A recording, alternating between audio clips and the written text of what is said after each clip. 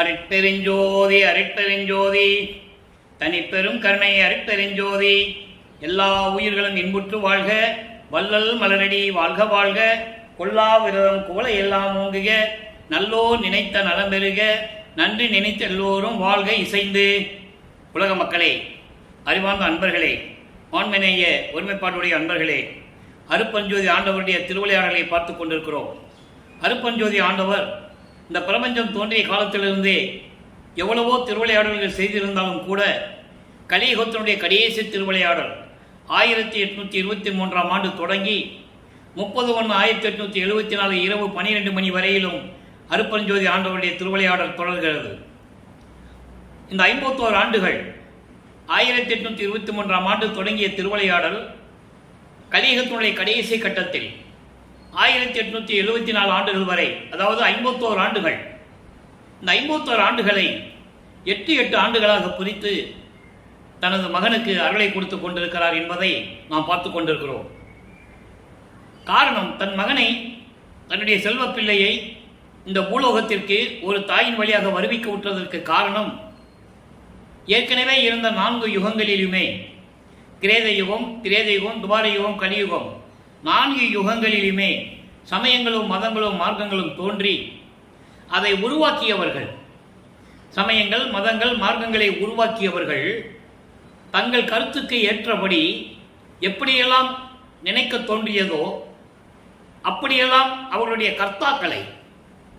கர்த்தாக்களை உருவாக்கி அதற்கேற்ற ஆலயங்களை அமைத்து மக்களை வழிபட செய்து விட்டார்கள்.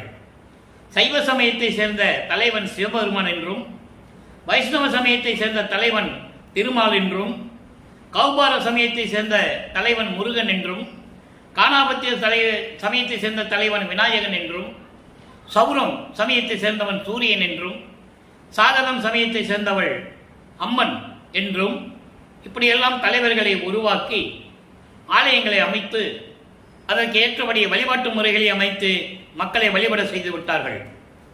இந்த யுகங்களுக்கும், இந்த சமயங்களுக்கும், மதங்களுக்கும், மார்க்கங்களுக்கும் கால அளவு உண்டு. இத்தனை ஆண்டுகள் வரைதான் அதனுடைய நிலைகள் நீடிக்கும். அதன் பிறகு ஏற்கனவே யுகங்கள் முடிந்து ஒளி யுகம் பிறந்து விட்டது, சதுர யுகம். இப்போ நம்ம சதுர யுகத்தில் இருந்துகிட்டு இருக்கோம். அதே போல மார்க்கங்கள் எல்லாம் முடிந்த பிறகு உலக மக்களுக்கென்று ஒரு ஆன்மீக மார்க்கம் வேண்டும், அதுவும் சமரசமாக இருக்க வேண்டும். உலக மக்கள் எல்லாம் ஒற்றுமையாக வாழ வேண்டும், இன்புற்று வாழ வேண்டும், முரண்பாடு இல்லாமல், வேற்றுமை இல்லாமல், கலகம் இல்லாமல், சண்டைகள் இல்லாமல் வாழ வேண்டும் என்பதற்காகவே அருட்பெருஞ்சோதி ஆண்டவர் சுத்த சன்மார்க்கத்தை நிறுவி உலக மக்களை எல்லாம் அந்த சுத்த சன்மார்க்கத்தில் சேர்த்து அந்த மக்கள் இன்புற்று வாழ வேண்டும் என்பதற்காகவே தனது செல்வ பிள்ளையை ஒரு தாயின் வழியாக இந்த பூலோவுக்கு வருவிக்க செய்தார் என்பதை நாம் ஏற்கனவே பார்த்து விட்டோம். அதன் பிறகு நமது பிள்ளை பெருமானவர்கள் வருவிக்க விட்ட பிறகு ஒரு தாயின் கருவறையில் இருக்கும்போது எப்படியெல்லாம் இறைவனுடைய திருவிளையாடல் நடந்தது என்பதை பார்த்தோம். அதன் பிறகு 5 மாத குழந்தையிலே சிதம்பரத்திலே சிவரகசியத்தை காட்டதை பார்த்தோம். அதன் பிறகு வருவிக்க விட்ட பிறகு தனது மகனுக்கு மறைப்பு நிலையை கொடுத்திருக்கிறார் அருட்பெருஞ்சோதி ஆண்டவர். 1ஆம் ஆண்டிலிருந்து 8 ஆண்டுகள் வரையிலும் எந்த விதமான அருளையும் கொடுக்காமல் தன் மகனை, அதாவது எப்படின்னு சொல்லணும்னா, அவருக்கு எந்த நிலையிலும் தெரியாது, இவர் பள்ளிக்கூடத்துக்கு போனதில்லை, எந்த ஆசிரியற்றும் கல்வி கற்கவில்லை, தன் மனம் ஒரு நிலையில் இல்லாமல் வீட்டை விட்டு வெளியே சென்று விடுகிறார். எல்லாரும் தூங்கின பிறகு வராரு. இதனால் ஏற்பட்ட பிரச்சனைகள், அவமானங்கள், ஏளன பேச்சுக்கள் நமது குழந்தை இறைவன் தாங்கிக் கொண்டிருக்கிறார். 8 வயசு குழந்தைக்கு என்ன தெரியும்? அவருக்கு என்ன தெரியும்? ஒன்றும் தெரியாது. அதன் பிறகு அடுத்த 8வது ஆண்டு ஈரட்டில், அதாவது 9ஆம் ஆண்டிலிருந்து 16 ஆண்டுகளுக்குள், இது ஈரட்டு. அந்த 9வது ஆண்டிலிருந்து 16 ஆண்டுகளுக்குள் என்ன நடந்தது என்பதை திருவெட்பாவிலிருந்து ஒவ்வொரு திருமுறையிலிருந்தும் ஒவ்வொரு பாடலிலிருந்தும் நாம் பார்த்து கொண்டிருக்கிறோம். அந்த வகையில் இன்று நாம் பார்க்க வேண்டிய பாடல் திருவருள் முறையீடு 175வது பாடல். மொத்தம் 232 பாடல்களை கொண்டது. இன்னைக்கு 175வது பாடலை பார்க்க போகிறோம். நல்லா ஒன்று மனசில் கவனம் வச்சுக்கணும். வல்லற்பமான் அவர்கள் குழந்தை பருவத்திலே நமது குழந்தை இறைவன் வல்லற்பமான் அவர்கள் 9வது ஆண்டிலே இறைவன் ஆட்கொண்ட பிறகு அவர் ஞானத்தை பெறுகிறார். இறைவன் அவர் முன் தோன்றி, மகனே, நீ என்னால் வருவிக்க உற்றவன், உனக்கு முன்பருவம் பின்பருவம் காட்டி அருள் செய்வேன், இப்போது ஞானத்தை வழங்குகிறோம் என்று சொல்லி மறைந்து விடுகிறார். இப்போ இந்த நிலையில், இந்த காலகட்டங்களில் சமயங்களும் மதங்களும் மார்க்கங்களும் சூழ்ந்திருந்த காலகட்டங்களில் நமது பிள்ளை பெருமானவர்கள் எந்த நிலையில் இருந்தார், சைவ சமயத்தின் தலைவனாகிய சிவபெருமானை எப்படியெல்லாம் வழிபடுகிறார், அப்போ அவருக்கு சுத்த சன்மார்க்கம் தெரியாது, அருட்பெருஞ்சோதி ஆண்டவர் தெரியாது. இந்த நிலையில் அவர் எப்படியெல்லாம் முறையீடு செய்கிறார் என்பதை தான் படிப்படியாக பார்த்து கொண்டிருக்கிறோம். இப்போ வல்லற்பமான் அவர்கள் 2வது எட்டில் இருந்து கொண்டிருக்கிறார். 9வது ஆண்டிலிருந்து 16 ஆண்டுகளுக்குள் என்ன நடந்தது? பிறை 6 கொண்ட செவ்வேணி பிரான், பிறை 6 கொண்ட செவ்வேணி பிரான் பதப்பேறு அடைவான் மலையாறு காட்டு நின் தன்னருளே அன்றி மாயை என்னும் நிறையாறு சூழும் துரும்பாய் சுழலும் என் நெஞ்சின் உள்ள குறை ஆறுதற்கு, குறை ஆறுதற்கு, குறையை நீக்குவதற்கு இடம் வேறில்லை கான் இக்குவலயத்தே. குவலயம் என்பது இந்த பூலோகம். இது பாடல். இதனுடைய விளக்கம் பாருங்க.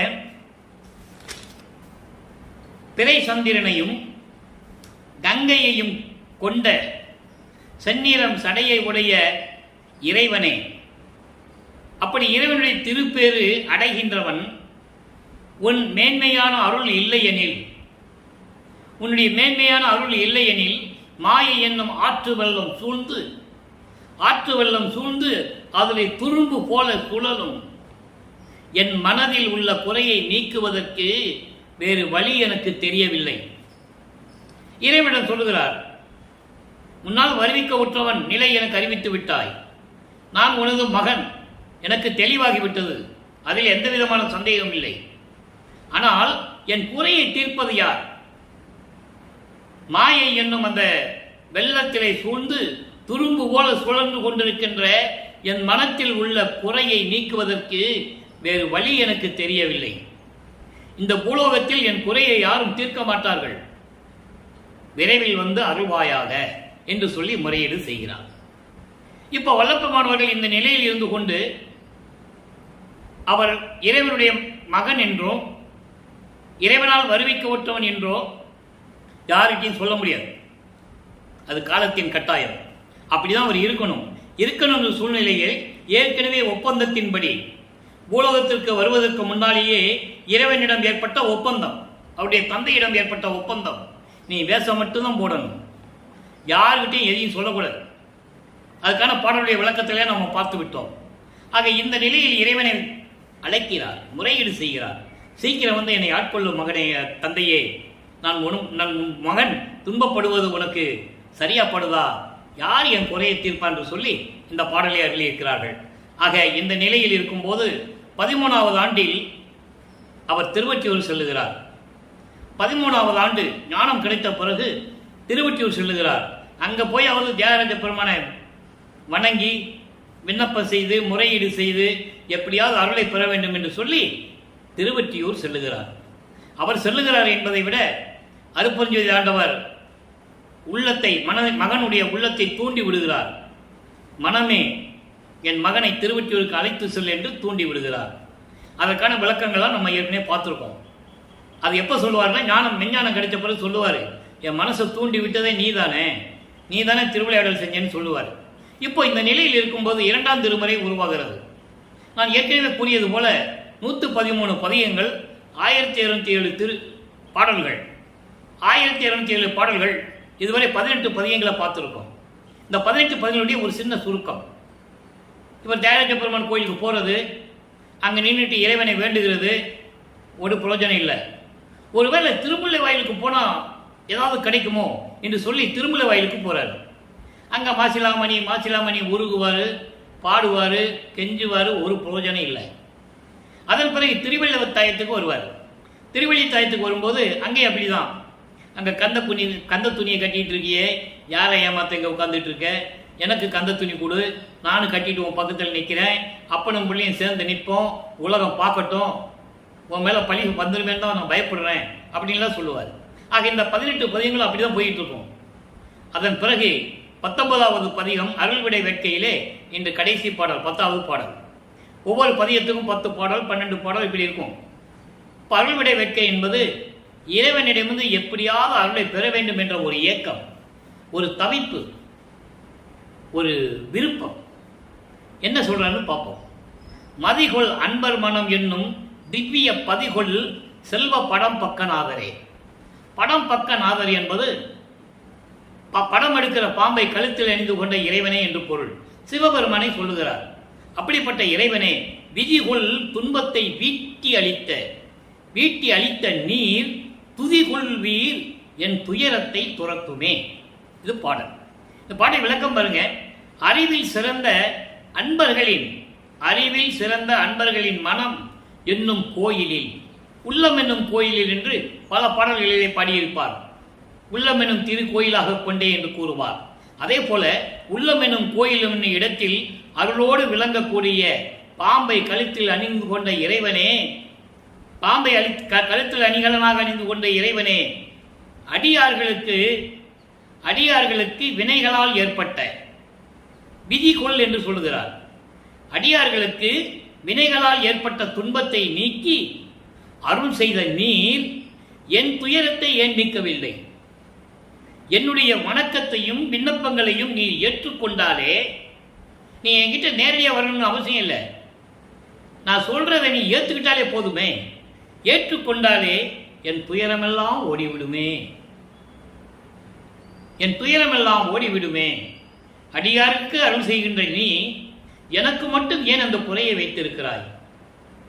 நான் சொல்லுகின்ற விண்ணப்பங்களையும் என்னுடைய முறையீடுகளையும் என்னுடைய வணக்கங்களையும் நீ ஏற்றுக்கொண்டாலே போதுமே, என்னை சுற்றி இருக்கிற துன்பமெல்லாம் ஓடிவிடுமே என்று சொல்லி இந்த பாடலை அருளியிருக்கிறார்கள். ஆக 16 ஆண்டுகள் வரைக்கும் வருவிக்க உற்று 16 ஆண்டுகள் வரைக்கும் வல்லப்பெருமான் இந்த நிலையில் இருந்து கொண்டிருக்கிறார்கள். இப்போ 3வது எட்டில் அடியெடுத்து வைக்கிறார். 3 24. 17வது ஆண்டிலிருந்து 24 ஆண்டுகளுக்குள் என்ன நடந்தது? 3ஆம் திருமுறை உருவாகிறது. 19 பதிகங்கள், 232 பாடல்கள். ஒவ்வொரு பாடலிலும் அவருடைய மன குமுறலையும் மன வேதனையையும், இத்தனை ஆண்டுகளாக இருந்தும் இறைவன் வந்து நமக்கு அருளை கொடுக்கவில்லையே என்ற ஒரு ஏக்கத்தையும் தவிப்பையும் ஒவ்வொரு பாடலிலும் ஒவ்வொரு விதமாக நமக்கு அருளியிருப்பார்கள். இதுவரையில் நாம் 3ஆம் திருமுறையிலே 14 பதிகங்களை பார்த்திருக்கிறோம். 14 பதிகங்களுடைய ஒரு சுருக்கம் விரிவாக நம்ம ஏற்கனவே விளக்கங்களாக பார்த்துட்டோம். ஒவ்வொரு பதிவுகளையும் 14 பதிகத்துடைய சுருக்கம் என்னவென்றால், இறைவனை தியாகராஜ பெருமானை போய் அது கோயிலுக்கு எதுக்க தெருவு போகும். இப்போவும் நீங்கள் போய் பார்க்கலாம் திருவொற்றியூரில். அங்கே நின்றுட்டு இறைவனிடம் முறையீடு செய்வது, இதை பார்த்து பக்கத்தில் இருக்கிறவங்கலாம் இவன் பைத்தியக்காரனும் பைத்தியம் பிடிச்ச மாதிரி கத்திட்டு இருக்கான தினமும் வந்து இங்கே தினமும் பார்ப்பாங்கல்ல. இந்த நிலை தொடர்ந்து கொண்டிருக்கிறதே, இது நியாயமா என்று கேட்பார் தந்தையிடம். அப்பா சிவபெருமான் தான் தந்தை என்று சொல்லிட்டு இருப்பார். அப்போ அந்த நிலையில் இருக்கும்போது இவருடைய மனக்குமுறலை நாரையிடமும் கிளிகளிடமும் தூது அனுப்புவார். மனதில் இருக்கிறதெல்லாம் சொல்லி, நாரையே நீ போய் இறைவனிடம் போய் சொல்லு, நான் இந்த நிலையில் இருக்கிறேன் என்று சொல்லுவார். தன்னை தலைவியாகவும் இறைவனை தலைவனாகவும் உள்ளத்தை தோழியாகவும் வர்ணனை செய்து அந்த பாடல்களை எல்லாம் நமக்கு அருளியிருப்பார்கள். அதன் பிறகு மகனுடைய பரிதாப நிலையை கண்டு தியாகராஜ பெருமான் காட்சி கொடுப்பார்.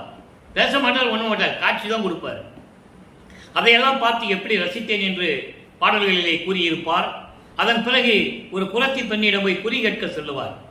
குலத்தி பெண்ணே, இப்படிப்பட்ட என்னுடைய தலைவன் என்னை வந்து இன்னும் சேர்த்து அணைத்துக் கொள்ளவில்லையே, நான் துன்பத்தினால் துயரப்பட்டு கொண்டிருக்கிறேனே என்றெல்லாம் பாடல்களே பாடியிருப்பார்கள். இப்போ பதிகம் 15 ஜோதிடம் நாடல். ஒரு ஜோசியர்கிட்ட போய் ஜாதகம் பார்க்கிறவங்கிட்ட போய் அவருடைய நிலையை எப்படி கூறுகிறார் என்பதை தான் ஒவ்வொரு பாடலிலிருந்து பார்த்து கொண்டிருக்கிறோம். இன்றைக்கு 7வது பாடல். நல்லா கவனிங்க. வல்லற்பமானவர்கள் வருவிக்க விட்டு 202 ஆண்டுகள் முடிவென்ற நிலையிலும் கூட அவருடைய இந்த நிலைகளை எல்லாம் உலக மக்களுக்கு யாரும் கூறவில்லை. பொதுப்படையாக பேசினார்கள். மருதூரிலே ராமையா பிள்ளைக்கும் சின்னையம்மையாருக்கும், ராமையா பிள்ளையுடைய 6வது மனைவி சின்னையம்மையார் அவர்களுக்கு 5வது மகனாக பிறந்தார். பிறந்தார் என்று தான் சொல்லுவார்கள்.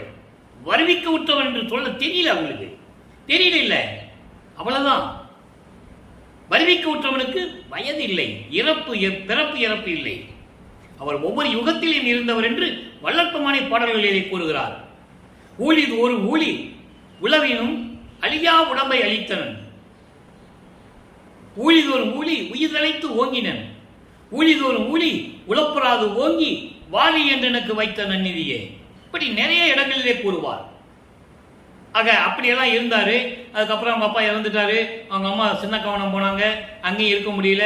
5 குழந்தைகள் கூட்டி சென்னைக்கு வந்துட்டாங்க, 7 கிணத்துக்கு பிறகு அங்கே இருந்தார். அப்படியெல்லாம் கதைகள் சொல்லுவாங்க. அதெல்லாம் உலகியல் விளக்கம் இருந்துட்டு போட்டோம், அதற்குள்ள நம்ம போக வேண்டாம். ஆனால் இந்த நிலையை உலக மக்கள் சொல்லணும்ல, அப்படி சொன்னதனால் இவரை ஒரு சாமியார் என்று நினைத்துக் கொண்டிருக்கிறார்கள்.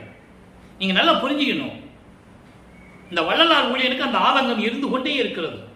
எனக்கு 56 ஆண்டுகள் வரைக்கும் வள்ளலார் யாருன்னே தெரியாது, அருப்பஞ்சாண்டவர் தெரியாது, திருவருட்பான என்னன்னே தெரியாது. நான் படித்ததெல்லாம் வேற.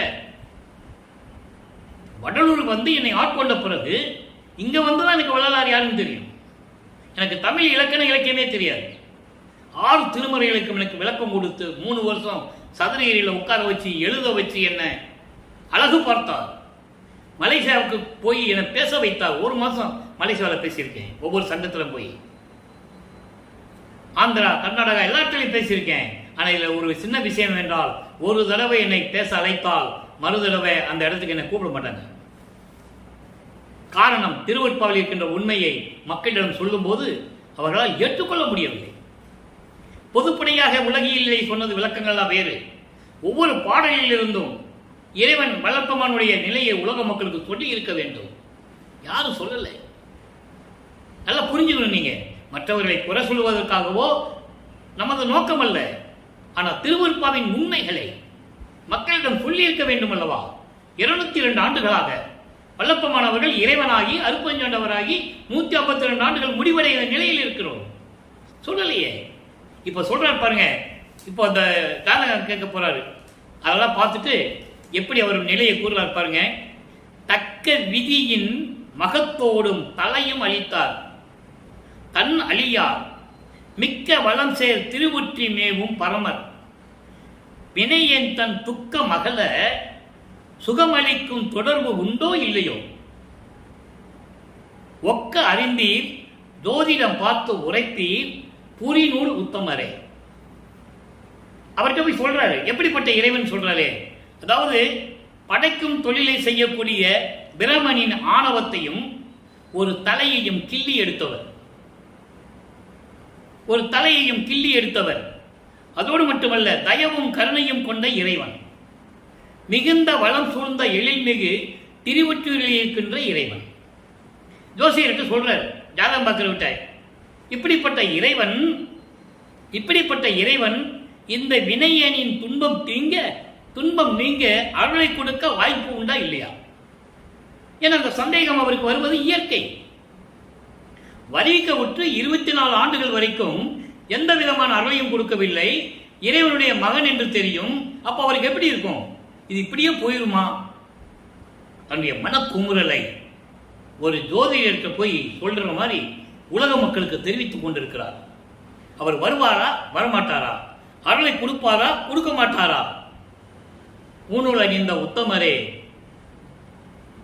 எதையும் ஆராய்ந்து ஜோதிடம் சொல்லுகின்ற நீங்கள் என்று நான் அறிந்தேன், உண்மையை உள்ளபடி கூறுங்கள் என்று சொல்லி இந்த நிலையை கூறுகிறார்கள்.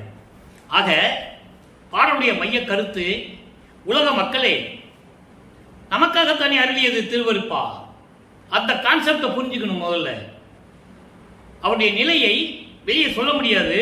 பிற்காலத்தில் யாராவது திருவருட்பாவை படித்து இந்த நிலையை மக்களுக்கு கூறுவார்கள் என்ற நிலையில்தான் திருவருட்பாவை அருளியது. அதை நீங்க புரிஞ்சுக்கணும்.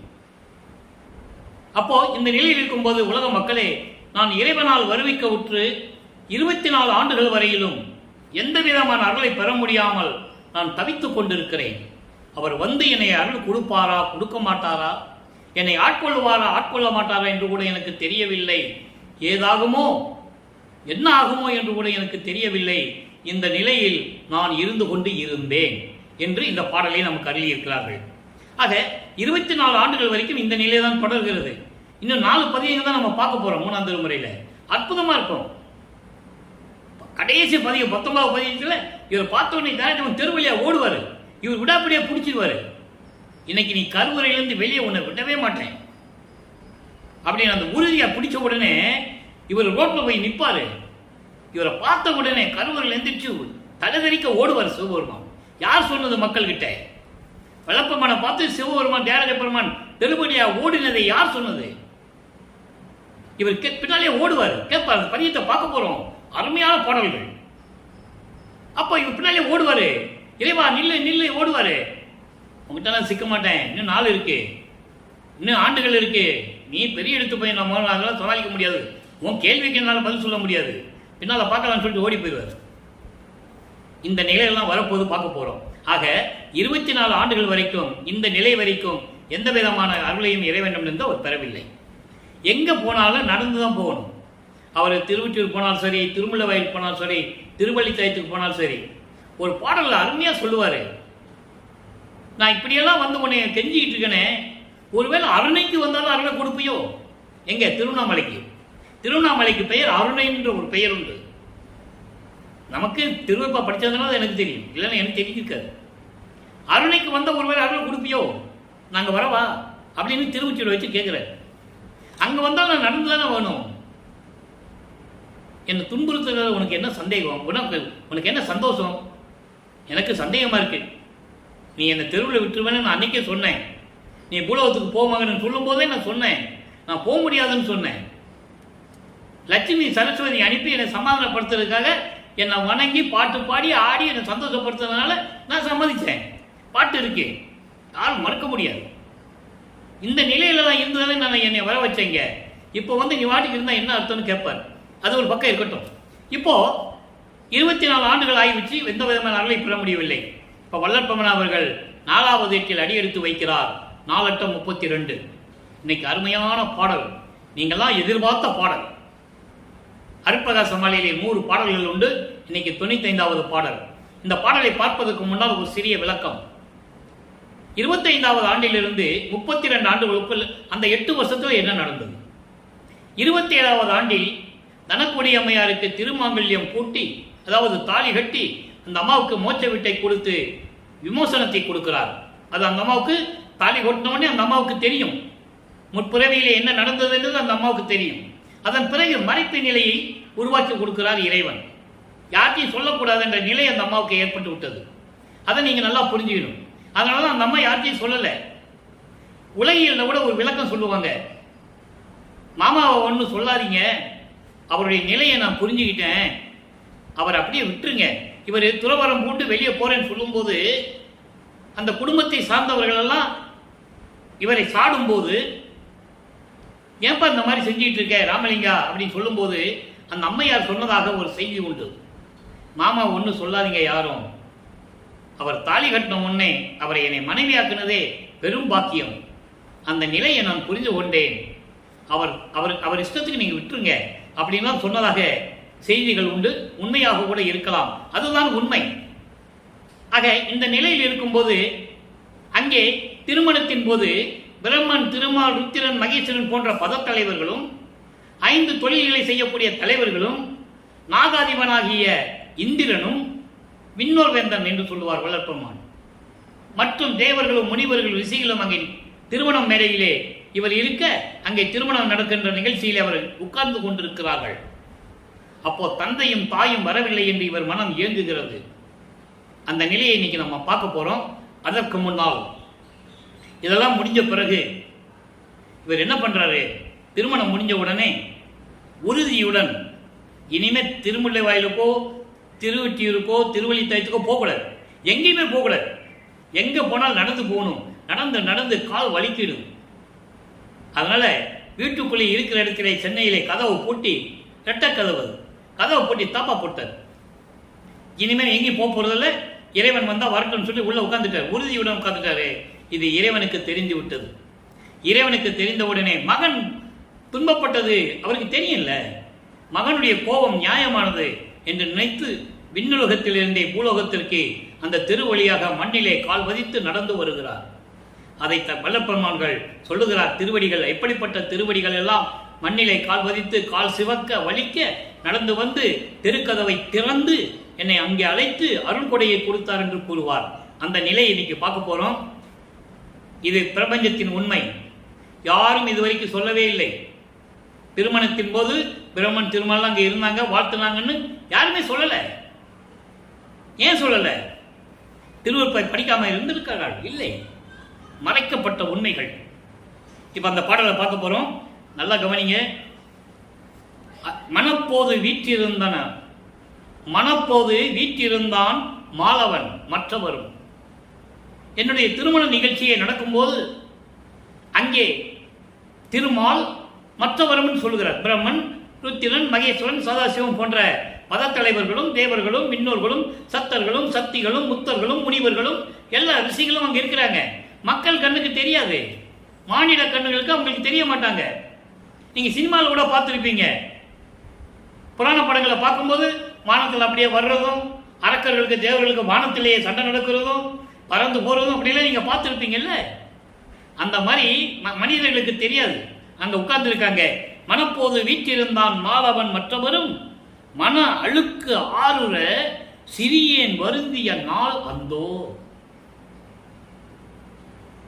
என் மனம் எப்படி துன்பப்பட்டது தெரியுமா? என் தந்தையும் தாயும் வரவில்லை என்று. இப்ப அவருக்கு அருப்பணி ஆண்டவர் இறைவன் தெரியும், சிவகாமி வள்ளி தான் அவருக்கு அம்மான் தெரியும், சுத்த சன்மார்க்கம் இருக்கிறது தெரியும். இன்னும் வாங்கல.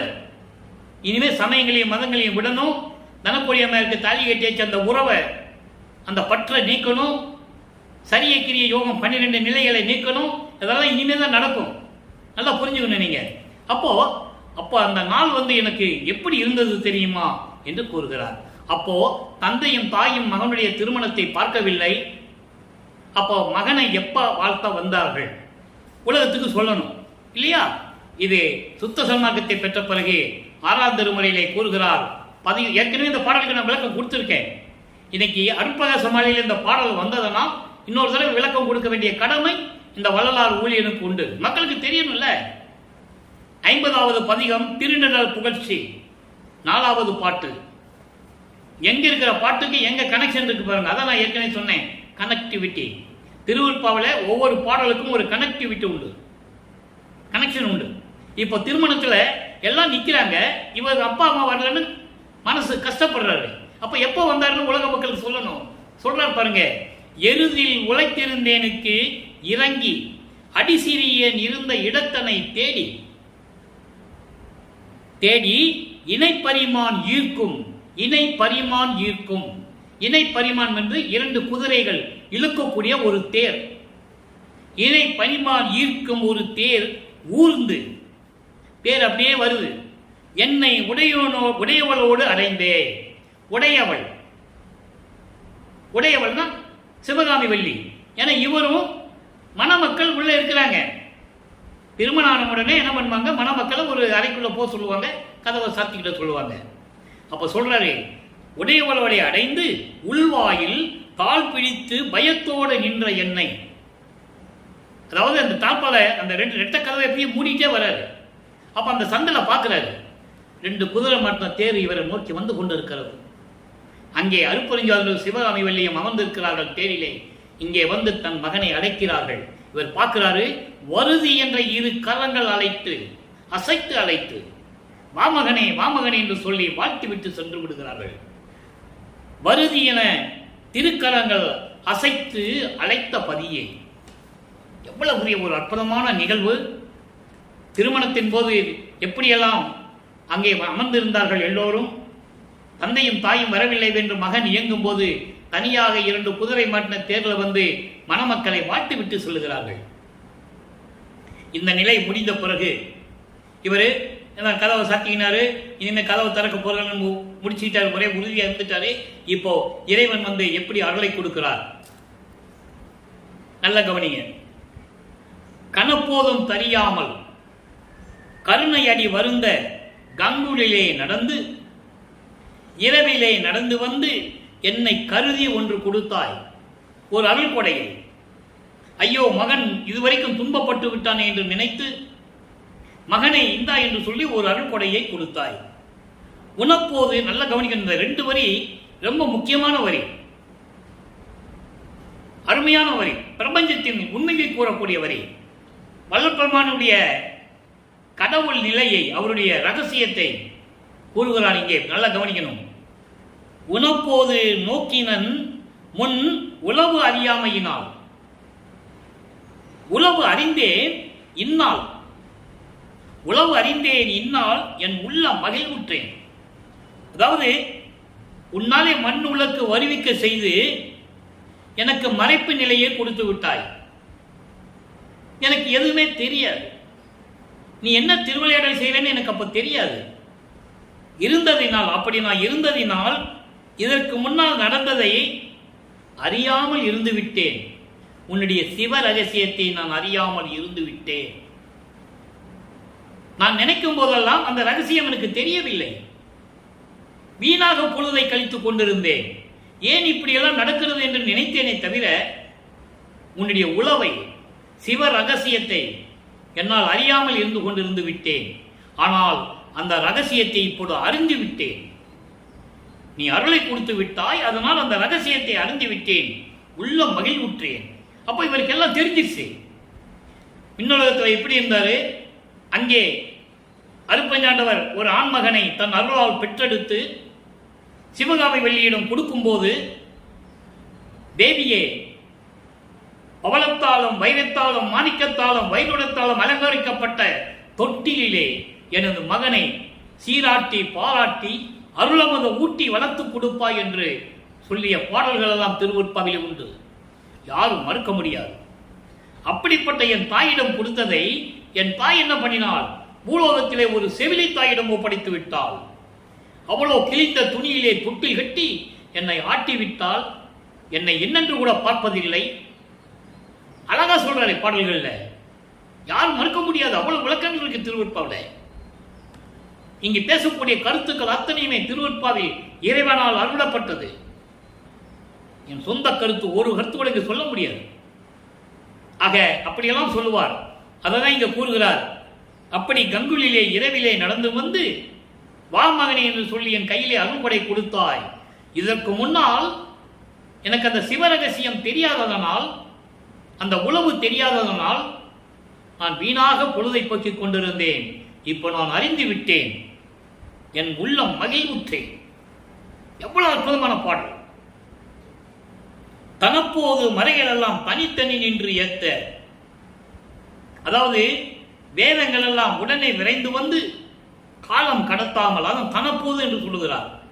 காலம் கடத்தாமல் இறைவனுடைய அருளை நினைத்த பிறகு விரைந்து வந்து தனித்தனியாக வந்து, ரிக் வேதம், யசுர் வேதம், சாம வேதம், அதர்வேண வேதம் தனித்தனியாக வந்து உன்னை வணங்கும்படி அங்கே சத்திஞான சபையிலே வந்து காத்து கொண்டிருக்கிறார்கள்.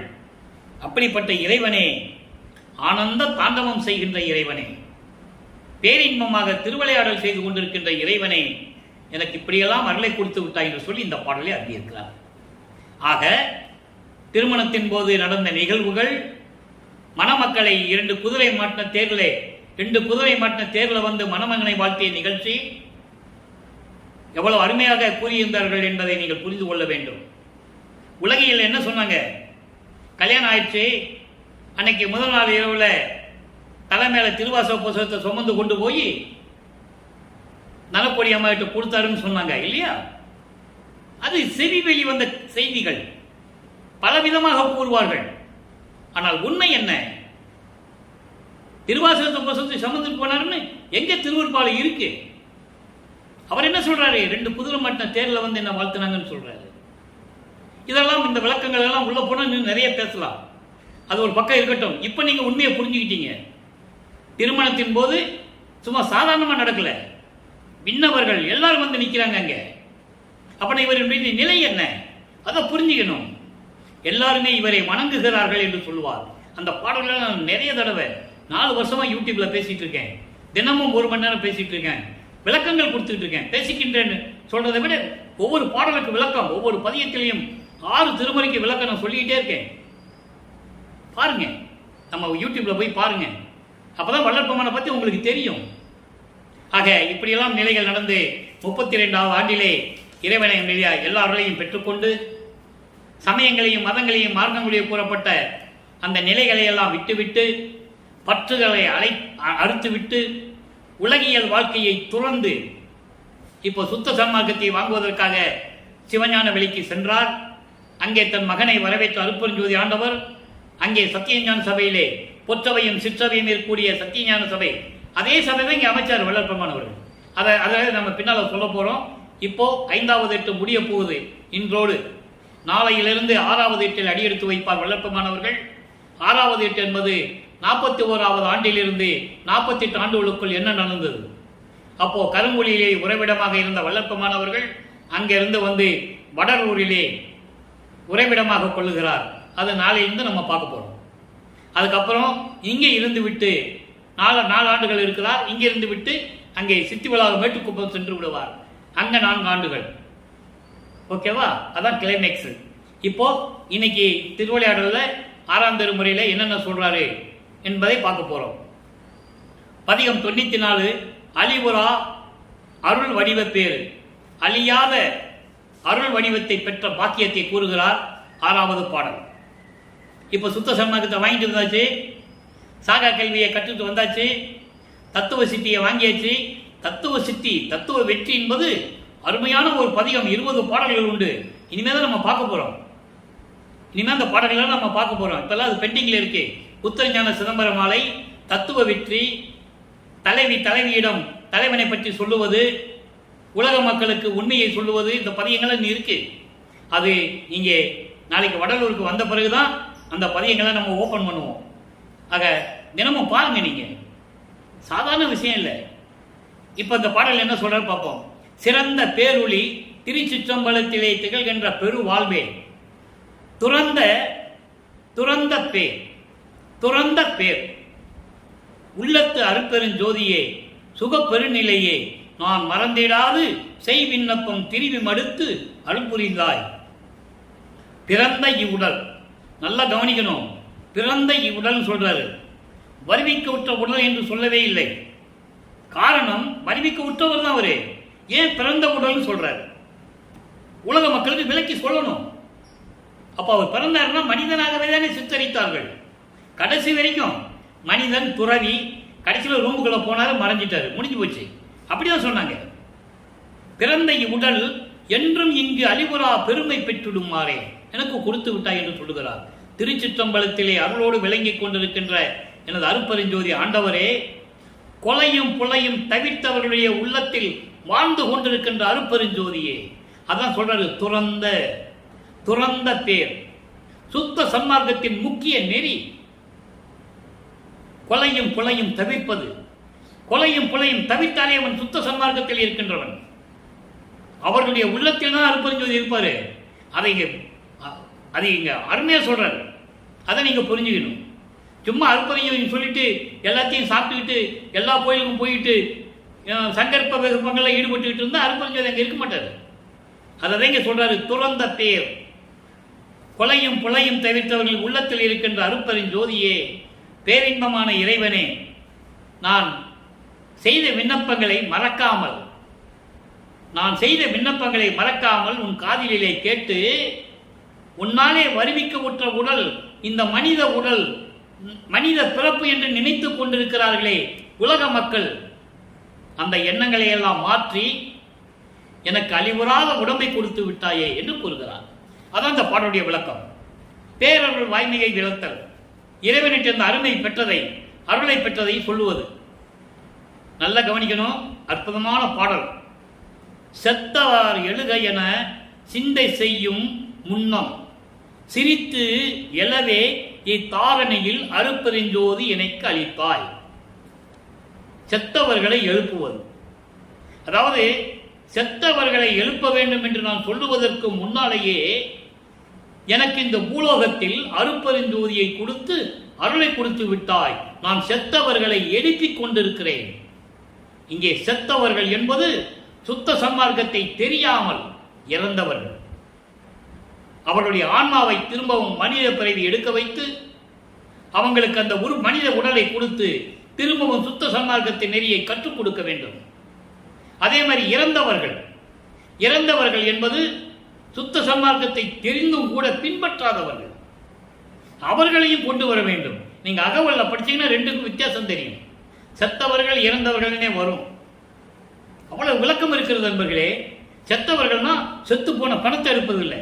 ஒரு ஆள் இறந்து போறாரு, அந்த பணத்தை எழுப்பி கொண்டு வரதில்லை. அதை நீங்க புரிஞ்சுக்கணும். செத்த பிணங்களை எல்லாம் எழுப்புவதல்ல. உலகம் தாங்குமா? அப்படி அல்ல. ஏற்கனவே இறந்து போனவர்கள், சுத்த சன்மார்க்கத்தை பற்றி தெரியாமல் இறந்து போனவர்கள் கோடான கோடி பேர்கள் இருப்பார்கள் இத்தனை யுகங்கள்ல. அவங்களெல்லாம் கூப்பிட்டு எழுப்பணும். எழுப்பி அவங்களுக்கு சுத்த சன்மார்க்கத்தை கொடுக்கணும். அப்பதான் உலகம் எல்லாம் சுத்த சன்மார்க்கம் பரவும். அந்த கான்செப்டை நீங்க புரிஞ்சுக்கணும். அப்ப இப்படியெல்லாம் எனக்கு இந்த தாரணியில் அருப்பெருஞ்சோதியை கொடுத்த அருளை கொடுத்த இறைவனே, எத்தாலும் என்றும் அழியாத வடிவு தந்து என்னுள் நின்னை வைத்தாய் மணிமன்றவனே, நின் பேரொருள் வாய்மை என்னே என்று கூறுகிறார். அதாவது எப்பொழுதும் எந்த நிலையிலும் எதனாலும் எவ்விதத்தாலும் எனக்கு அழிவு வரக்கூடாது. அப்படிப்பட்ட அழியா வடிவு தேகம் எனக்கு வேண்டும் என்று கூறுவார். இதை ஒரு பாடலிலே கூறுவார். அந்த பாடலை சொல்ல நான் கடமைப்பட்டிருக்கிறேன். தனித்திரு அலங்கள் 110வது பதிகம் 156வது பாடல். எத்தாலும் என்றும் அழியாத வடிவு இத்தாரணியில் நீ தர வேண்டும் என்று கூறுகிறார். அப்ப எத்தாலும் என்றால் எந்த வழியிலும் எப்பொழுதும் என்றதுக்கு விளக்கம் தர வேண்டும். அதற்கு இந்த வள்ளலார் ஊழியன் கடமைப்பட்டிருக்கிறேன், சொல்லிதாகணும். அழகா சொல்வார் பாருங்க. காற்றாலே புவியாலே ககன மதனாலே கனலாலே புனலாலே கதிர் ஆதியாலே. ரெண்டு வரியா சொல்றேன். இப்ப சொன்னது 5 பூதங்களால், நிலம், நீர், நெருப்பு, காற்று, ஆகாயம். இந்த 5 பூதங்களாலும் கதிர் ஆதியால், அதாவது ஒளி கதிர்கள் இருக்கின்றன, அது முதல் எல்லாவற்றிலும் கூற்றாலே என்று மரணம், பிணியாலே நோயாலே, கொலை கருவியாலே, கொலை செய்யக்கூடிய இந்த அருவாள், வீச்சருவா, ஈட்டி, சூழாயுதம் எல்லாம் சொல்லுவாங்களே, எந்த ஆயுதத்தாலையும் எனக்கு மரணம் வரக்கூடாது. 5 பூதங்களால் வரக்கூடாது, ஒளிக்கதிர்களால் வரக்கூடாது, மரணத்தால் வரக்கூடாது, பிணியால் வரக்கூடாது, ஆயுதங்களால் வரக்கூடாது, கோளாலையும் வரக்கூடாது. கோளாலை என்பது கிரகங்களாலையும் வரக்கூடாது. அடுத்து சொல்லுவார் பாருங்க, அற்புதமான வரிங்க. பிறவி இயற்றும் கொடும் செயல்களாலே. பிறவி இயற்றும் கொடும் செயல்கள் எது? 7 வகையான பிறப்புகள் இருக்கின்றன. அதை அகவலிலே கூறுவார். ஊர்வன, பரப்பன, உருவன, நடப்பன, ஆறுற காத்தருள் அருப்பெருஞ்சோதி. ஊர்ந்து செல்லக்கூடிய உயிரினங்கள், பறந்து செல்லக்கூடிய உயிரினங்கள், உருவன தாவரங்கள், நடப்பன நடந்து செல்லக்கூடிய உயிரினங்கள், தேவர்கள், அசுரர்கள், மனிதர்கள். 4+3 7. இந்த 7 வகையான பிறப்புகளில் எனக்கு இருக்கக்கூடாது. அதான் அருமையா சொல்றாரு, பிறப்பு இயற்றும் கொடும் செயல்களால். அதை 7 அவத்தை என்று கூறுவார். ஒரு பாடலிலே கூறுவார், 7 அவத்தை விட்டு ஏறினேன் மேல்நிலை. இந்த 7 அவத்தை விட்டு நான் ஏறிட்டேன்னு சொல்றேன். பிறப்பு இருந்தால் தானே இறப்பு இருக்கும். அதனால சொல்றாரு, 7 வகையான பிறப்புகளில் இருந்தும் இறப்புகளில் இருந்தும் நான் ஏறிவிட்டேன். அதற்கு ஊழிதோர் ஊழி உயிர் தலைத்து ஓங்கினன். என்ன அருமையா சொல்றாரு. இதை பார்த்துட்டு ஆலியானும் அயனும் அதிசயக்க என்னுள் வாழி அருப்பெருஞ்சோதி அன்னருளே. அருமையா சொல்லுவாரு. இதை பார்த்துட்டு திருமாலும் பிரம்மனும் அதிசயமா பார்க்கிறாங்க. காரணம் என்ன? நான் பிரம்மனால் படைக்கப்பட்டவன் இல்லை என்று சொல்லுவார். என்னை படைத்தவன் பிரம்மன் அல்ல, என்னை காத்து கொண்டிருக்கவன் திருமால் அல்ல, யாருமே எனக்கு ஈடு என இல்லை என்று கூறுவார். அதான் சொல்லுவார் இன்னொரு பாடலிலே, செத்து செத்து பிறக்கும் தேவர்கள். ஏன் செத்து பிறக்கும் சொன்னாரு? அவன் எத்தனை அவதாரம் எடுத்தாலும் சரி, எத்தனை திருவிளையாடல்களை செஞ்சாலும் சரி, அவன் அந்த திருவிளையாடலுக்கு உயிரோடு இருக்கணும், அப்புறம் சாகணும். அடுத்த அவதாரம் எடுக்கணும்னா செத்து தான் போகணும். அதுக்கான ஆதாரங்கள் உண்டு. திருமால் 10 அவதாரம் எடுத்தனா ஒவ்வொரு அவத்தை எடுத்து அந்த அவதாரம் சாகணும். கடைசி சாவவனுக்கு எங்கே துவார யுகத்தில் கிருஷ்ணனாக வரும்போது பாரத போர் முடிஞ்ச உடனே இறந்து போவான். உடம்பை இந்த மண்ணிலே போட்டு விட்டு தான் சொல்லுகிறான். ஒரு வேடனால் மரணித்து அந்த உடம்பை இந்த மண்ணில் போட்டு விட்டு தான் சொல்லுகிறான். ஆக இப்படியெல்லாம் என்னை பார்த்து அதிசயமாக பார்க்கிறார்கள் என்று சொல்லுகிறார். அதனால்தான் எல்லோரும் சேர்ந்து வல்லப்பெருமானை வணங்குகிறார்கள். வாலி என்று என்னை வந்து மாலயன் ஆதியோர் துதித்து அருள்கடலை என்று துதித்து ஏத்த புரிந்தாய். அற்புதம்! நிரூழி வாலி என்று அன்றே எனக்கு சாதா வரமும் உபந்தளித்தாய். வாலி மன்றோங்க மறுப்பெருஞ்சோதினின் மன்னருடைய பாடல் உண்டு, யாரும் மறுக்க முடியாது. அப்ப அந்த நிலைகளெல்லாம் விட்டுவிட்டு வேற்றாலே வேற எந்த வித செயலாலும் எஞ்ஞான்றும் அழியாத விளங்கும் மெய்யளிக்க வேண்டுமென்றேன். அப்படிப்பட்ட தேகம் வடிவம் எனக்கு வேண்டும் என்று கேட்டேன். விரைந்து அளித்தான் எனக்கே. எனக்கு மட்டும்தான். எனக்கே என்றது எனக்கு மட்டும்தான். நிறைய இடங்கள்ல வரும் அந்த பாட்டு, அந்த வரி எனக்கென்ற வரி. இவர் கேட்பாரு அவங்க அப்பா கிட்ட, என்ன மாதிரி யாருக்காவது கொடுத்துருக்கியா? அந்த பாடல் நான் ஏற்கனவே நிறைய தடவை சொல்லியிருக்கேன். நோவாமல் நோன்பு என்னை போல் நோற்றவரும், எஞ்ஞான்றும் சாதாவரம் என்னை போல் சார்ந்தவரும், தேவானின் பேரொருளை என்னை போல் பெற்றவரும், எவ்வுலகில் யார் உலர் சற்று அறையின் கேட்பார். அறைனா சொல்லுன்னு அர்த்தம். அவ ஏன் மகனை இப்படி கேட்கிறாருன்னு அவர் கேட்பாரு. இல்லை, நீ எத்தனையோ திருவிழா செஞ்சிருக்க, மேலே எனக்கு நம்பிக்கை இல்லை, எனக்கு என்ன மாதிரி யாருக்காவது சாகாவரம் கொடுத்துருக்கியா, இந்த மாதிரி அருளெல்லாம் கொடுத்துருக்கியான்னு கேட்பாரு. இல்லை, அதை அகவலிலே கூறுவார். இங்கே தந்தையிடம் கேட்ட கேள்விக்கு அங்கே அகவலிலே பதில் கூறுவார். சாவா நிலை இது தந்தனம் உனக்கே. இவர் எனக்கேன்னு சொல்லுவாரு, அவர் உனக்கேன்னு சொல்லுவார். சாவா நிலை இது தந்தனம் உனக்கே ஆவா என அருளியா அருட்பெருஞ்சோதி. என்ன அருமையான பாடல்களாம் திருவொற்பாலே உண்டு. யார் மக்கள்கிட்ட சொன்னது? அதெல்லாம் கிடையாது, ஒரு ஆள் கூட சொல்லலை. அடுத்து மெய்யளிக்க வேண்டும் என்றேன் விரைந்து வந்தான் எனக்கே. ஏற்றாலே இழிவன நீர் நினையாதீர் உலகீர். உலக மக்கள்கிட்ட சொல்றாரு, என்ன பைத்தியக்காரன் நினைக்காதீங்க. அதோடு மட்டுமல்ல, நான் பெற்றதை எல்லாம் என்னமோ வாய்க்கு வந்தபடி பேசுகிறார் என்று சொல்லாதீங்க, இழிவு என்று சொல்லாதீர்கள். உலக மக்களே, எந்த அருட்பெருஞ்சோதி இறைவனை சார்வீரே, வாங்க, நீங்களும் வாங்கிக்கங்க. நான் பெற்ற இதை வையகம் பெறட்டுமே சொல்லுவார். அப்படியெல்லாம் நிலையில் இருக்கும்போது அடுத்த பதிகம் உருவாகிறது. பொன் வடிவ பேரு 96வது பதிகம் 5வது பாடல். உள்ள கவலையெல்லாம் ஓடி ஒளிந்தனவே. என்ன அருமையான பாடல்கள்லாம் இருக்கு தெரியுமா? இறைவன் எப்படியெல்லாம் திருவிளையாடல் செய்கிறார் மகனிடம், இவர் எப்படியெல்லாம் தந்தையை வரவழைத்து அருளை பெற்றுக்கொண்டார் என்பதையும் ஒவ்வொரு பாடலிலும் உண்டு. இங்க சொல்றார், எங்க அப்பாவை கூப்பிட்டேன், உடனே வந்து என்ன பண்ணாரு, அந்த அருளை எப்படி கொடுத்தாருன்னு கேட்கிறாரு. உள்ள கவலையெல்லாம் ஓடி ஒளிந்தனவே, வள்ளல் பெருஞ்சோதி வாய்த்தனவே, கள்ள கருத்து ஒளிய ஞான கருத்து இயைந்து நாதன் பொருத்தமுற்று என் உள்ளம் அமர்ந்த போது. அதாவது இறைவன் அருட்பெருஞ்சோதி ஆண்டவர் என்னோடு கலந்து என் உள்ளத்தில் அமர்ந்த போது என் உள்ளத்தில் இருக்க கவலையெல்லாம் தீர்ந்து விட்டது. அருட்பெருஞ்சோதி எனக்கு கிடைத்து விட்டது. வள்ளல் அருட்பெருஞ்சோதி வாய்த்தனவே, அருட்பெருஞ்சோதி எனக்கு கிடைத்து விட்டது. குற்றமுடைய எண்ணங்கள் எல்லாம் ஒளிந்து, அஞ்ஞானம் எல்லாம் ஒளிந்து மெஞ்ஞானம் கிடைத்து விட்டது. இவ்வளவு அருமையா சொல்றாரு பாருங்க. மெஞ்ஞானம் கிடைத்தால்தான் முக்காலத்தையும் உணர முடியும். ஞானம் கிடைப்பது வேறு, அது கர்ம சித்தி யோக சித்தியிலே சென்றவர்கள். அதை திருவந்தியார் பதியத்திலே சொல்லுவார். 64வது பதியம் திருவந்தியார் பதியத்திலே 10வது பாடலிலே சொல்லுவார். முத்தியை பெற்றேன், அம்முத்தியினால் ஞான சித்தியை உற்றேன். முத்தி என்பது ஒரு படி, அவ்வளவுதான். முத்தி என்பது நிலை முந்துரு சாதனம்.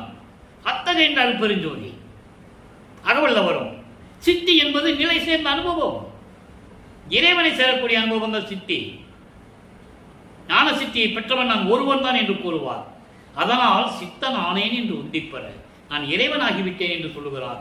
அப்படிப்பட்ட இறைவனை தமிழ் துறவி என்றார்கள், பாடலாசிரியர் என்றார்கள், சீர்திருத்தவாதி, சமூக சீர்திருத்தவாதி, எப்படியெல்லாம் சொன்னார்கள். இறைவன் என்று யாரும் சொல்லியிருந்தால் எல்லாருமே அந்த காலத்திலிருந்து சொல்லியிருந்தாங்கன்னா இன்னைக்கு மக்கள் நம்பி இருப்பாங்க. யாரும் சொல்லாதனால இன்னும் வளர்ப்பமானை சாமியார் சோறுபட சொன்னாரு, அவ்வளவுதான், முடிஞ்சு போச்சுட்டாங்க. ஆக இப்படியெல்லாம் நிலைகள் இருக்கும்போது எல்லாவற்றையும் நான் பெற்றுக்கொண்டேன். அஞ்ஞானம் நீங்கி விஞ்ஞானத்தை பெற்றுக்கொண்டேன். என் தந்தை என் உள்ளத்தில் இருந்ததனால். அடுத்து பேரடைவு. எப்படி மகனை வர சொல்றாரு பாருங்க. பேரடைவு எப்படி வர சொல்றாரு, எங்க வச்சு எப்படியெல்லாம் அருளை கொடுக்கிறாரு, திருவிளையாடல் எப்படி நடக்குது. 100வது பதிகம் பேரடைவு 2வது பாடல். ஒவ்வொரு நாளும் ஒரு பாடலை பார்ப்போம். எம் பொருள் என்னும் என் அன்புடைய மகனே. இந்த ஒரு வரி போதுங்க, இந்த ஒரு வரி போதும் இந்த பிரபஞ்சத்திற்கு சொல்லக்கூடிய உண்மை. எம் பொருள் என்னும் என் அன்புடைய மகனே, எனக்கு சொந்தமான பொருள் என்று சொல்லக்கூடிய எனது அன்பு மகனே. யார் சொன்னது? இந்த பிரபஞ்சம் தோன்றிய காலத்திலிருந்து எத்தனையோ முனிவர்கள், ரிஷிகள், மகான்கள் தோன்றினார்கள். இல்லை என்று சொல்ல முடியாது. யாரும் இறைவன் என் மகனை என்று யாரும் சொன்னதில்லை. அதோடு எந்த அடியார்களுடையும் இறைவன் போய் இரண்டரை கலந்து கொண்டதில்லை. அருளை கொடுப்பார்கள், அவ்வளவுதான். இங்க அப்படியா நடக்குது? தந்தைக்கும் மகனுக்கும் எவ்வளவு உரையாடல், எவ்வளவு திருவிளையாடல்கள். 2.5 கடிகையில் உனக்கே புவி வானம் அறிய மெய் அருளாம் அங்கனைந்தனை மனம் புரிவித்து உம்பெரும் வியப்ப வானவர்கள் வியக்க உயர்நிலை தரும் உண்மை இது ஆதலால் உலகில் வெம்புயர் தீர்ந்து அணிந்து கொள் என்றார் மெய்ப்பொது நடத்தும் இறையவரே. விளக்கம் பாருங்க. எனக்கு சொந்தமான மகன் என்று, அன்புடைய மகனே, நீ எனக்கு சொந்தமானவன். அதோடு மட்டுமல்ல, நீ 2.5 கடிகையில், அதாவது 1 மணி நேரத்தில் உனக்கு மணிமுடி சூட்ட வேண்டும். அப்போ அந்த பூலோகத்தில் இது எங்க நடக்குது? அங்க நடக்குது. அப்போ அந்த பூலோகத்தில் போய் அந்த பூலோகத்திலும் விண்ணுலகத்திலும் இருக்க எல்லாரும் அறியும்படி மெய் அருளான ஒரு புனித சக்தியை, அங்கனை என்பது அது ஒரு சங்க இலக்கிய பொருள்.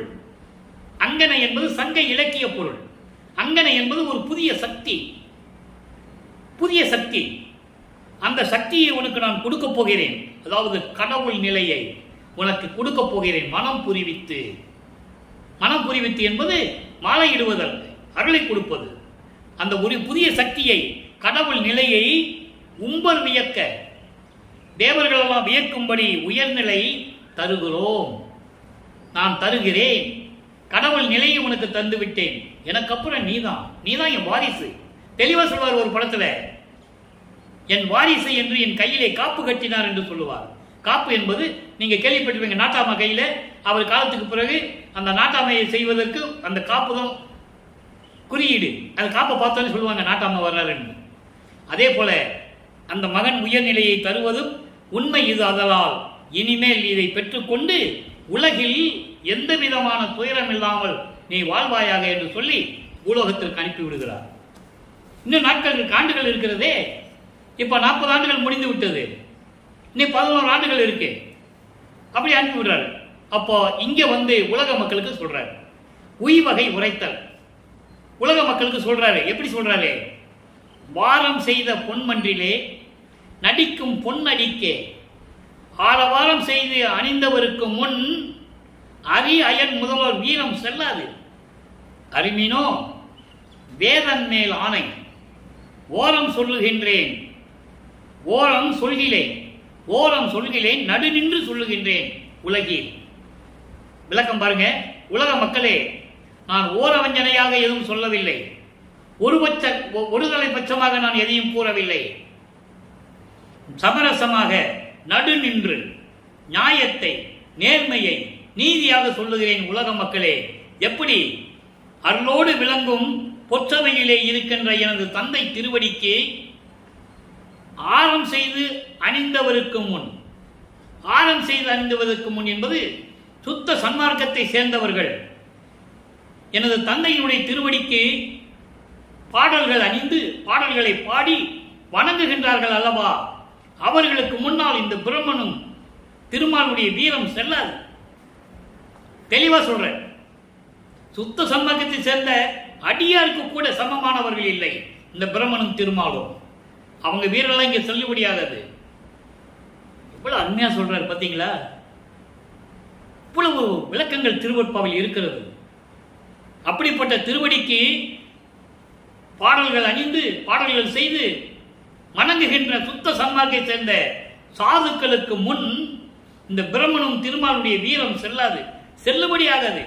செல்லா காசுன்ட்ட தெரிந்து கொள்ளுங்கள் உலக மக்களே, இது வேதன் மேல் ஆணை. வேதன் என்பது அருட்பெருஞ்சோதி ஆண்டவருக்கு இன்னொரு பெயர் உண்டு, வேதியன் என்ற பெயர் உண்டு. அதான் வேதன் என்று சொல்லுகிறார். அப்படிப்பட்ட ஆணை நான் ஒருதலை பட்சமாக கூறவில்லை, சத்தியமாக சொல்லுகிறேன் என்று சொல்லி இந்த பாடலை அழியிருக்கிறார்கள். அடுத்து தனித்திரளங்கள் 110வது பதிகம் 108வது பாடல். 4 வரிதான், 4 வரி, அவ்வளவு அருமையா இருக்கும். உலகமெல்லாம் போற்ற ஒளி வடிவனாகி இலக அருள் செய்தான் இசைந்தே. திலகன் என்ன, நானே சன்மார்க்கம் நடத்துகின்றேன், நம் பெருமான் தானே எனக்கு தனித்து. நமது பெருமான் அருட்பெருஞ்சோதி ஆண்டவர் எனக்கே தனிப்பட்ட முறையில் அருளியதனால் நானே இந்த உடம்பு ஒளி விடமாக திகழ்ந்து கொண்டிருக்கிறேன். அதாவது அருட்பெருஞ்சோதியாக இருக்கிறேன், அருட்பெருஞ்சோதியாக இருக்கிறேன். அது மட்டுமா, எனக்கு அந்த அருளை கொடுத்தான் இறைவன் விரும்பி இசைந்து. திலகன் என வெற்றி மகன் என்று நானே சன்மார்க்கம் நடத்துகிறேன். ஏன் அதை சொன்னாரே? சுத்த சன்மார்க்கத்தில் இருந்து கொண்டு சமயங்களிலும் மதங்களிலும் மார்க்கங்களில் ஈடுபட்டுக் கொண்டிருக்கிறார்கள். கூட இருந்தவர்களும் சரி, மாணாக்கர்கள் என்று சொல்லப்பட்டவர்களும் சரி, எல்லாருமே ஜாதி பெயரை பெற்றுக் கொண்டிருந்தார்கள்.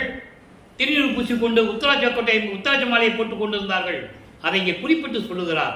சுத்த சன்மார்க்கத்தில் யாரும் இல்லாததனால் நானே சுத்த சன்மார்க்கத்தை நடத்துகிறேன். முடிஞ்சிச்சா? இதான் உண்மை. அவர் தெளிவா சொல்ற. அப்போ சுத்த சன்மார்க்கத்துக்கு இந்த சங்கர விகற்பங்கள் இருக்கக்கூடாது.